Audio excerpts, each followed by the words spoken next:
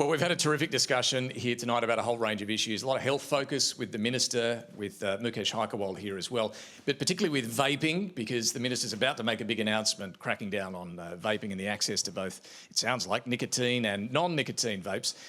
You asked a terrific question to kick off this discussion. What did you make of what you heard? Do you think we're going to see much change?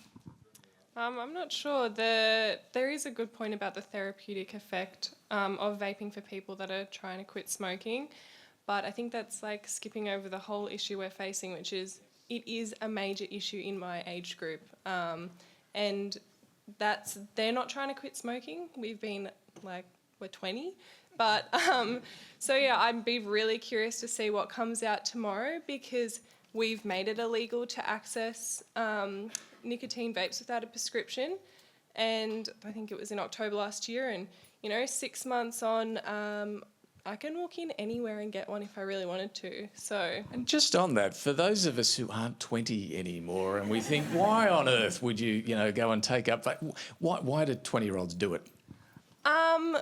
Look, not really something I'm interested in, but I did ask a few friends, and I think smoking, particularly in my age group, is not seen as something really done anymore, or classy, I guess is the way to put it, whereas vaping has become, it's not trendy, but it's very normalised in our age group, and when I was in year 12 2 years ago, that's when it really started to pick up, and yeah, I just see it everywhere, and a lot of them wouldn't actually pick up a cigarette but will happily pick up a vape, and I think it's the marketing as a major thing. It's the colour, it's the flavour, also the smell of smoked cigarettes, kind of yucky, but this is fairy floss, yum.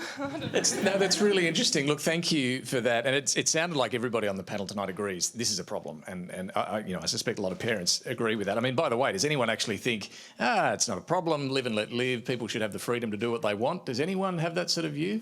Yeah, I better come and ask you about that then, because you're the only hand up in the room.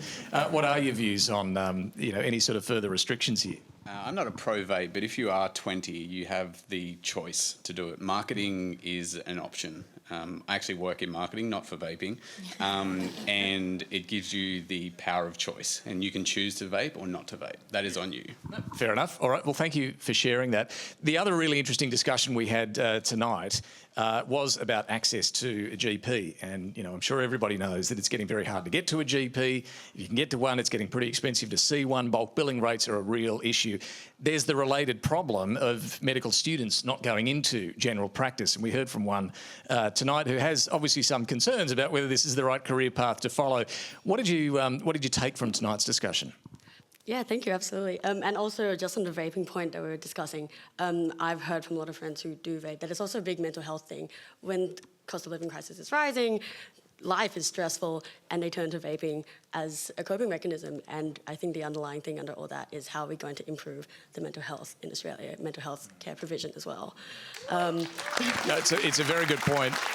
As far as whether to go into general practice now or not, the Minister, Mukesh Haikerwal, also made a pretty strong, impassioned pitch as to why it would be a good choice. How are you feeling after that conversation? Yeah, I mean, you're kind of already preaching to the choir, for me personally. But I know a lot of my friends will see GP or go to GP and think, it's actually not too bad of a job. I don't mind the work-life balance or those kind of things. But there's just concerns about what is my work-life balance actually going to be there? You're going to have to work so hard in order to earn enough to keep your practice sustained, to pay for your own rent, pay for your own groceries, and we're not going to be able to see any change in that unless there is a big overhaul of the Medicare system. And they also mentioned in terms of getting GPs out rural to increase the amount that rural doctors are paid. And I think that has been a rhetoric going on for the last couple of years, and it's still not working. In the meantime, we've had things like the John Flynn Placement Program, which is a rural placement, like an 8-week, very competitive rural placement program that it was very, I guess a lot of people wanted to get into it, was very competitive, and that was cancelled. And yet in the meantime, we're still funding bonded medical places and a lot of initiatives that aren't working to attract people rural. So I think there is an underlying thing of people are interested in rural, but they don't know what their life is going to be like if they actually go out there. There's no support for doctors. You know that you're going to have to take on everything in that town. like there's need to be actually support. If you want. It's a big ask. It's a big ask. It sounds like a really multifaceted problem, though. It's going to take more than just the rebate. Yes, did you want to? David, I just want to comment on the GP. Everything the panel mentioned is absolutely correct. We work with a lot of GP practices, being pharmacists, and one of the things we notice is that the current owners of practices are not creating the environment to attract the young doctor to come in and make a career out of being a GP. Some are, to their credit, but we're finding that everyone's so busy, they're not creating the environment that will attract the doctor. That's very critical in my view. It's too stressful, in other words. Yeah. Okay, that's interesting. Look, I do need to ask everyone about pledging allegiance too, because we had a show of hands, and I think there might have been one. Was it two? Was there a hand over here that went up? That do you mind if I ask you explain to us why you will be pledging allegiance to the King? Well, I'm a POM, which I suppose is part of the explanation. But the other thing is that he is a good, caring person. And he admittedly has a habit of messing in politics, which is what I think's got the politicians worried. He is also very, very good at using his personality and his high profile for getting things done, and he wants to do the right thing by his people.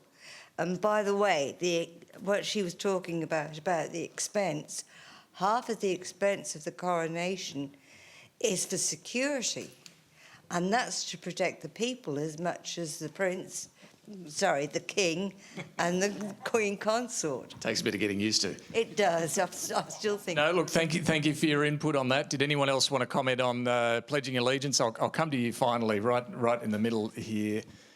Sorry, thank you. Pledging allegiance, is something you're even contemplating? Yes. Yes. And why is that? The system, for all its flaws, does work, and why would we trade the current system for another partisan elected bureaucrat? But does that mean we should pledge allegiance to the King? Why not? Let's give him a chance and see how he does. I mean, 70 years ago, there wasn't much interest in the Queen, and then she built up a reputation, so why don't we give him a chance and see how he does first? Well, not in the majority tonight, but we did have a couple of people there who are going to be pledging allegiance. Look, thank you all once again very much for coming along tonight, for your great questions, and for the chat after the show as well. Bye for now.